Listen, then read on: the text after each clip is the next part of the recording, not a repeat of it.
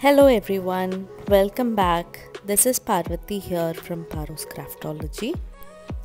Today we'll see how to make this beautiful fairy house using a old wine bottle and the moss effect paste and some cement texture paste from CrafTangles. The end result is stunningly beautiful, as you can see. So to start off, I'm using an old wine bottle, and to create the door I'm using a frame mold from Finnabair. This mold is called Grungy frames, and just to ensure that it is adhered to the bottle properly, I'm using some tacky glue, and with the help of some rubber bands I have fastened it onto the bottle. The clay I used was paper mache clay. You can use any kind of air dry clay and use it when it is in wet format, so that it retains the shape once it dries. Now to make the roof of our fairy house, I'm using some aluminum foil and trying to shape it up using my hands. I want it to be conical and to be like a funny hat kind of a roof. So that's what I'm trying to achieve here using some aluminum foil. I'm trying to give the shape that I have in my head.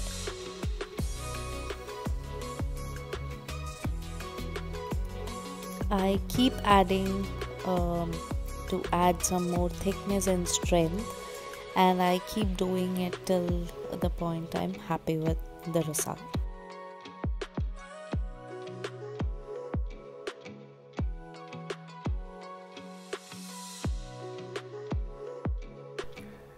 Next, to create stone walls, I'm using old egg tray and just taking out some pieces from that. For the roof, to make it evenly smooth, I use some air dry clay here, and I rolled it to form nice thin sheet, and that sheet later on I stuck it on top of the aluminum foil shape that we had created. I coat the entire bottle with black gesso, and to add some texture I'm using a clay tool to add texture to the clay while it is still wet for the roof. And now adding stone like patterns. These are basically hand cut from the waste egg trays.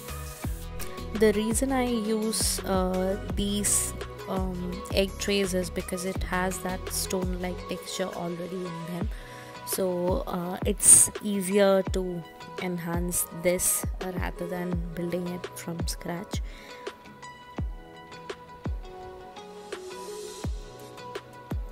So I attach it to the entire bottle, and here's how it looks once done. I let everything dry for quite a few hours, and after that I coat the entire bottle and the roof with black gesso. I also take this wooden plank, a slice of a wood, and coat that also with black gesso. This will be my base, and I kept the bottle and traced a circle just so that I can leave that portion and work on the rest, so that my bottle can adhere on to the wooden slice without any issues at a later point. Now on to the stone walls and to the base, I am adding the cement texture paste from CrafTangle. It is nice grainy cement color texture paste, so this enhances the stone walls to another level. So I highly recommend this texture paste if you want to get a stone or cement kind of look. For the roof, I mixed 2 chalk paints from CrafTangles, Ruby Red and Chocolate Syrup. Now on to the main components, the moss effect paste. These are set of 4 texture paste which can be built over in layers to create a beautiful moss effect. So the first color I'm using here is brown. So it comes in brown, dark green, medium green and light green. So I will be building them up in the same order. First I go with the brown shade. Once it's dried, I move on to the dark green shade.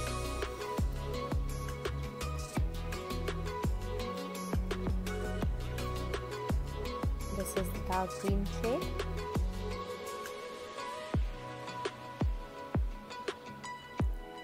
And you have to note that I am filling these colors only to the grooves of the stone wall, not to the entire thing. So it looks as though the moss is developing between the stones, and it looks really cool that way. The next color I'm using here is medium green. Again, focusing on the grooves and leaving the stone walls intact.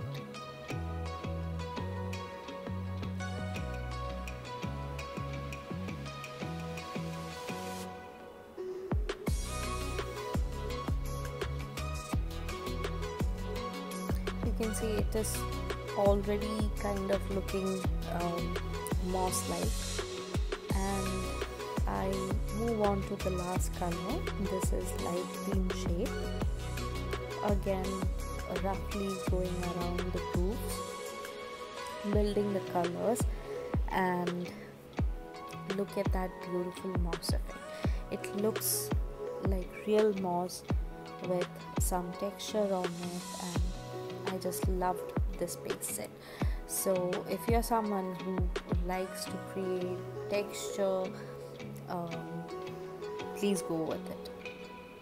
Next, I am painting this fence again with the same set of moss effect paste. The first color I went by is brown. Next I go with green, and so on and so forth. So there was some excess brown, so I decided I'll coat my door with the same.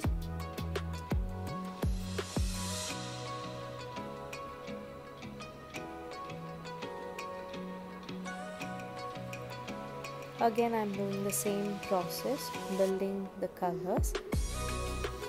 And now on to the doors and windows. I'm coating it with a good layer of vintage gold wax. I'm daubing it with my own fingers because I want to highlight only the grooves. Next I take some old silver. These waxes I'm using are from Finnabair,